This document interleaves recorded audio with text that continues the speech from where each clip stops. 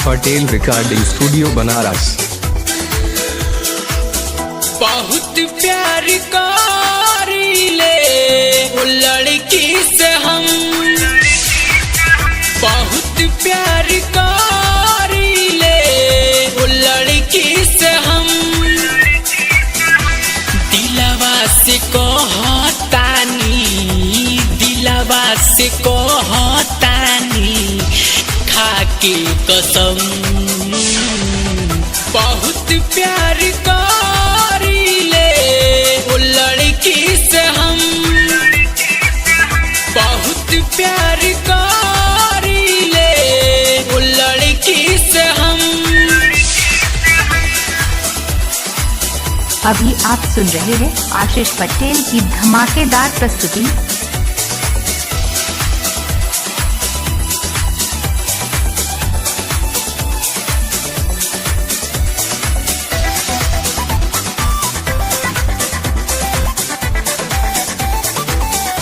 मानवा के मंदिर में उनकी बसवानी,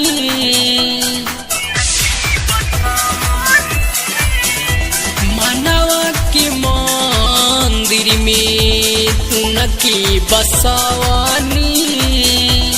उनका से प्यार करके गम खाली पवानी।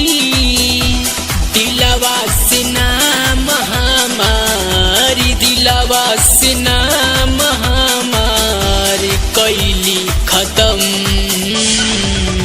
बहुत प्यार करीले वो लड़की से हम,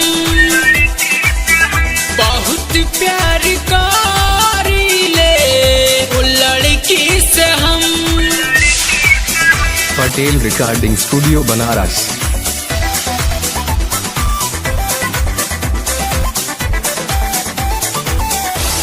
जिंदा हो लाश बन के घूमतानी बानी में,